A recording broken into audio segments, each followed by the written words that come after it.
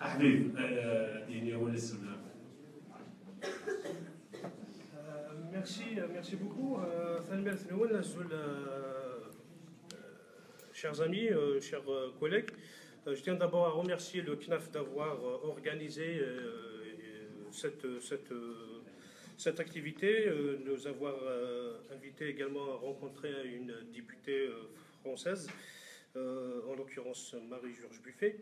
Je voudrais rebondir sur les débats qui étaient quand même très riches, notamment les deux interventions de nos 12 universitaires, leurs interventions. Je tiens d'abord à remercier le CNAF d'avoir insisté sur le mot CNAF Amazigh. Déjà, le fait d'affirmer cette amazirité et de fuir le berbérisme qui nous a ruinés pendant des années, comme l'arabo-islamisme d'ailleurs, c'est une très bonne décision, très pertinente. Je voudrais revenir sur la dilution des Amazirs en France.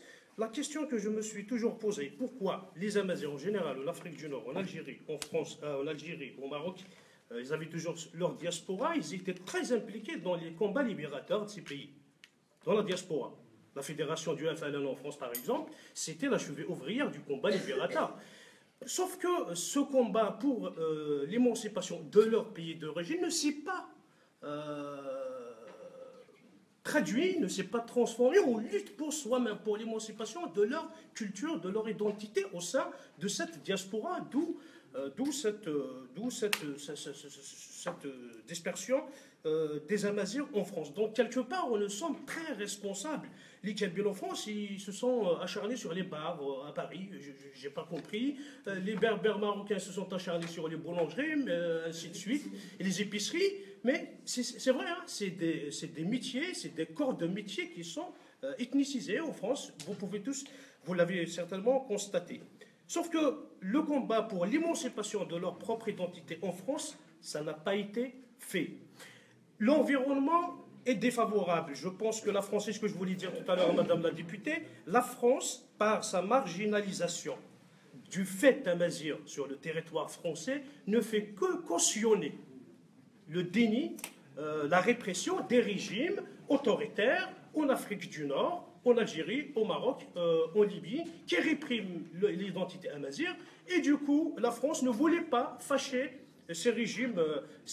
Donc, on préfère dire c'est des Arabes. En tout cas, c'est une tradition française très ancienne, l'Empire arabe de Napoléon. Donc, hors de question de parler de spécificité. Sauf qu'aujourd'hui, comme vous l'avez dit tout à l'heure, mesdames, c'est l'effet boomerang qui revient en pleine figure des institutions françaises.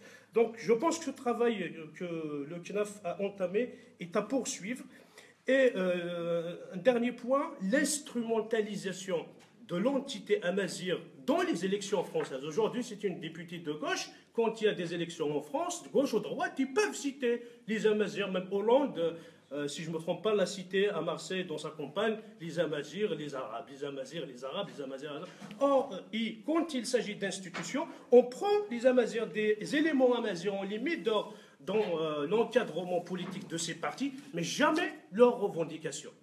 On vous prend parce que vous êtes Najat Vallaud-Belkacem, c'est le cas. Rachida Dati, c'est le cas. On prend des éléments qui représentent soi-disant cette entité, sauf qu'on les extirpe de leur propre spécificité, c'est celle-ci qu'il fallait mettre en valeur par rapport à la laïcité, par rapport à l'ouverture, l'antisionisme que nous refusons. Voilà, la haine de l'autre, c'est ça, c'est les valeurs sur lesquelles les Français le savent très bien, mais ils ne les mettent jamais en pratique. Et puis, je pense aussi, par rapport à ces questions de politique, nous devons, les Amazirs en tout cas, doivent dorénavant s'impliquer davantage dans le travail. Moi aussi, je suis président d'une association, HL, Action pour la Kabylie, à Saint-Denis. Donc j'essaye, à travers ma modeste contribution, d'imposer le débat kabyle. À Aubervilliers, il y avait une rue, Taoussa Amrouche, cette année à Saint-Denis aussi, une école, Taoussa Amrouche. On arrive quand même à influencer ces politiques français. Donc dorénavant, je pense que nous devons appeler à voter 2 millions d'Amazirs. C'est un poids électoral, à voter à la personne, au président ou à la présidente qui veut sérieusement répondre à nos aspirations. Merci beaucoup. Je ne sais pas s'il y a quelqu'un d'autre qui soit bref, s'il y a une question à poser. Sinon, soyons brefs, il me reste juste 5 minutes. Soyons brefs, s'il vous plaît.